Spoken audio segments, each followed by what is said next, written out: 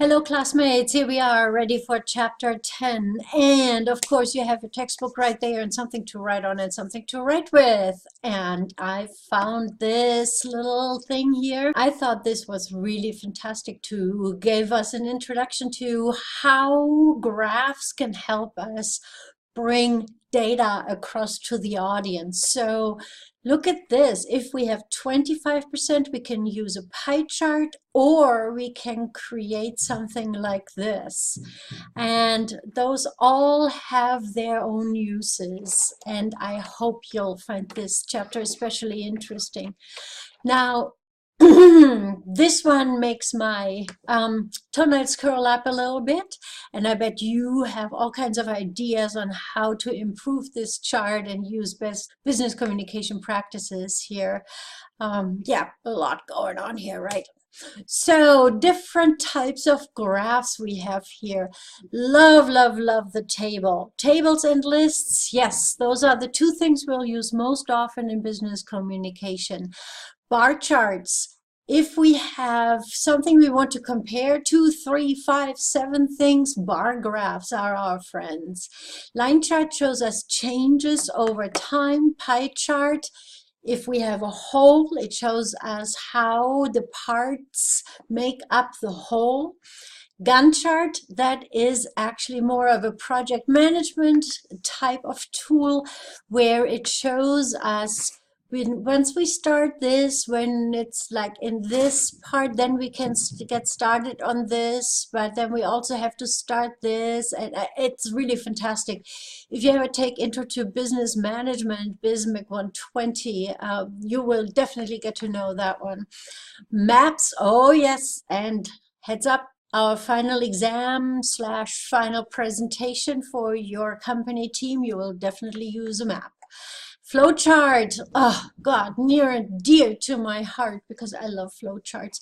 Saying first you do this and then you do this, and yes or no, then you go this way or not. It makes everything so clear. I love it.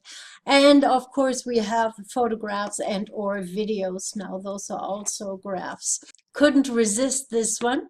You are going to create a proposal document, and these 6 parts should look familiar from the last lecture. You will have to prepare a template that is starting that contains these 6 parts. Okay, you will have the deliverable in there for that workshop, but right now we're just focusing on setting up the document. Show you what that looks like. I like this one here. So see how chocolate and bread, they're the same kind of heading. Okay. And then dark chocolate and leavened bread, same kind of headings. See that? And I'm going to send out via the announcement and also via email a really nice little video on how to create headings in Word. Okay, so let's go back to what you're going to do. You are going to create as a team a Word document that includes your logo and the date of the presentation and again the reason for proposal, and then it should also include your company logo, needs to use the headings. Best practice in business communication, that means you need to keep your audience in mind. This particular one is going for approval to your boss. You, of course, need to use parallel construction. If you use any kind of sources in the future, you don't have to do that for Tuesday, then, of course, you have to do that too. Needs to be carefully proofread and revised. Again, these are oldies but goldies, right? So on Tuesday before 7:30 a.m., Chapter 9 quiz, this is the 35 question quiz in Canvas, Chapter 10 video, which you are watching now, and the attached quiz. And as a company team, create the template for the short proposal.